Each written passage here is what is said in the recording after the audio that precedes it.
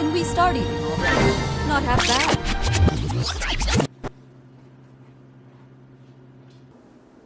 Hello friends, welcome to SaltySmiles.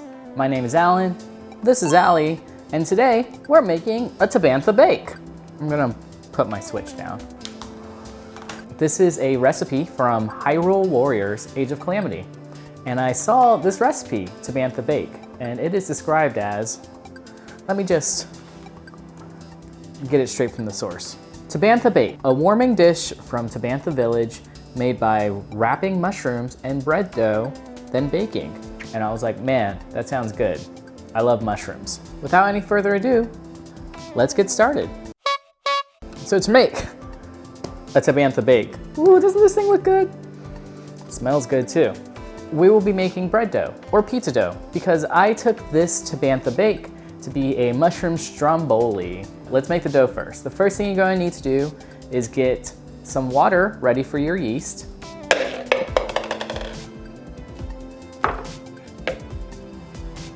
Allie, what temperature does water need to be for yeast? That's right.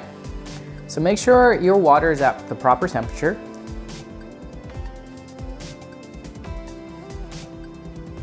And you're going to need to feed your yeast something. I'm using a tablespoon of honey today. You can use sugar, but I just feel like honey is a bit more appropriate for a Legend of Zelda recipe.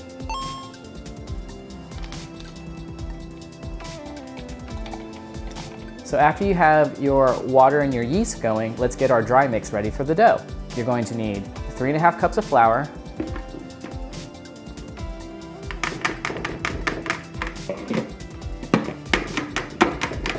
I'm using AP flour today, and some salt. And also a glug of olive oil. It's about a tablespoon.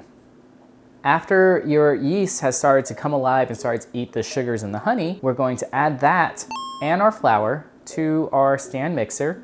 We're going to let this mix for about 5 minutes. After the 5 minutes, I took it out of the stand mixer, scraped it down, and I'm just going to knead it for about a minute by hand.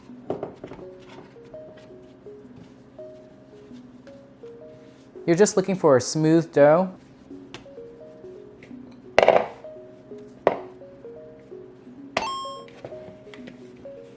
You know, dough things, bread dough things. And I'm actually going to let this dough rest in the fridge overnight. Really easy to make. By the way, you can use store-bought or prepackaged dough for this. It's fine. Just use any dough you're comfortable with. Next is the filling. And Tabantha Bake has 2 types of mushrooms, so I am also using 2 types of mushrooms. But they're using, hang on. For the Tabantha Bake, you need Hylian shroom and rushroom. What I have here is a pound of portobello mushrooms, and I also have some king oyster mushrooms. In this source material, this very high-res image, you can see that the mushrooms are pretty chunky. So I'm gonna leave the mushrooms as chunky as I can, so I'm just slicing them in half. The big ones in a quarter, the little ones I'm just leaving whole, and slice the king oyster mushrooms the same. Next are the aromatics. I'm using garlic and shallots for this, just give those a fine mince. And we're also going to use some thyme and some parsley for the herbage. To cook your mushrooms for a Tabantha Bake, get the largest surface area pan you've got. I'm using this large pan. I actually found this pan in the garbage behind an apartment complex one day. Anyways, get this thing on high heat because mushrooms love high heat. We're gonna get a really good sear on this. Drizzle enough oil in the bottom to sear the mushrooms. Throw the mushrooms in.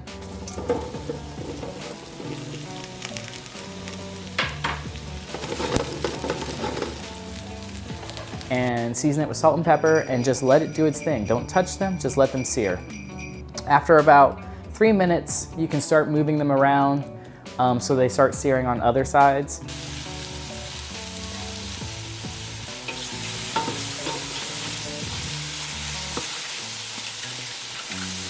After they've cooked down a bit, now we're going to add our shallots and garlic. Let that cook down. And what we're looking for is a release of most of the liquid from the mushrooms because we don't want the liquid to leach in our Tabantha Bake.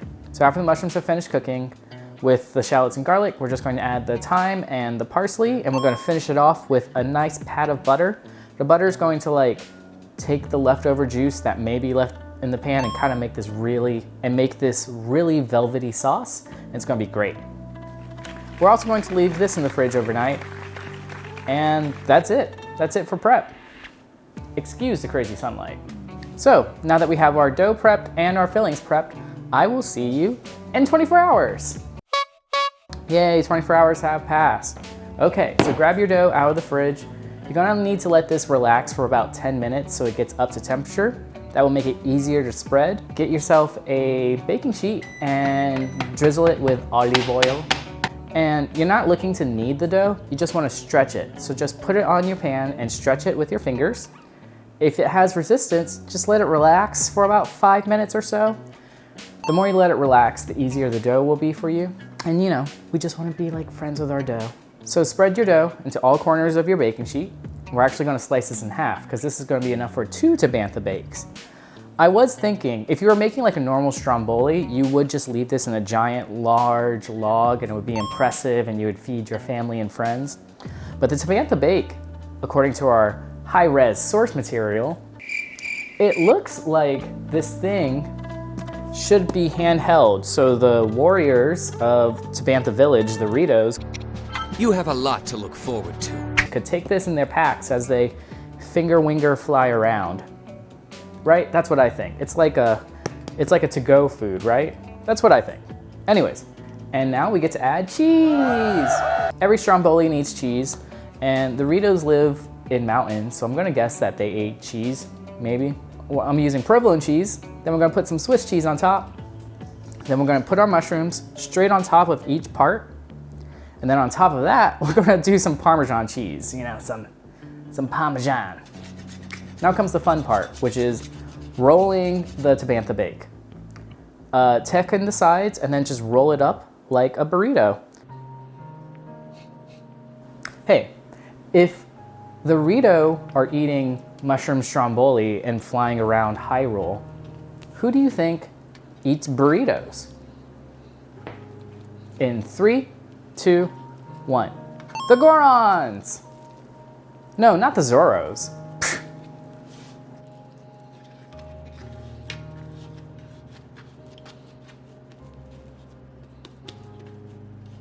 And then it's a wet dough, so it should seal pretty easily on its own. But if you want to give it a little pinch at the end, that would be good too, just to make sure it doesn't explode.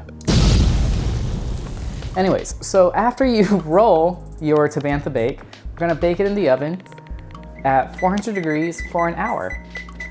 This recipe isn't that hard actually. It's just having your dough and having your filling. And now you've got an hour to kill. What are you gonna do with your hour?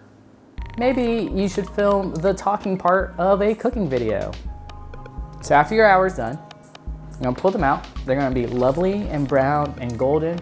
I had a little leakage, but that's okay, I'm not concerned. And then you just slice that bad boy open and you've got Tabantha Bake.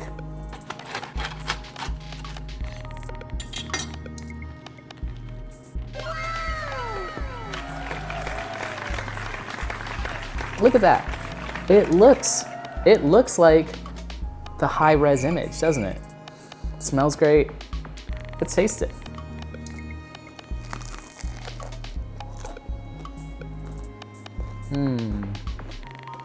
The big chunks of mushroom really make it. This thing is so good. And you know what would make this better? If you had some marinara sauce. This is my bowling alley marinara sauce that Squirt over here can teach you how to make. So click here if you want to make some bowling alley marinara sauce to dip your Tabantha Bake with. Oh man. That's real good. And there you have it, friends. You too can make Hyrule Warriors, Age of Calamity, Tabantha Bake. This thing I'm so excited. I have 2 Tabantha Bakes. This is so good. It smells so good. So this recipe was a success. I'm super happy with the result. I mean, look at that. Look at this. It looks like, it looks like the Tabantha Bake. Nintendo, hire me. If you like this video, please, please, please hit that like and subscribe button. And even better, share it with your friends. If you would like more weekly content from me, please be sure to look for my Instagram, SaltySmilesYT on Instagram. And I'm gonna keep eating this Tabantha Bake. Thanks for watching this video, guys. Bye-bye.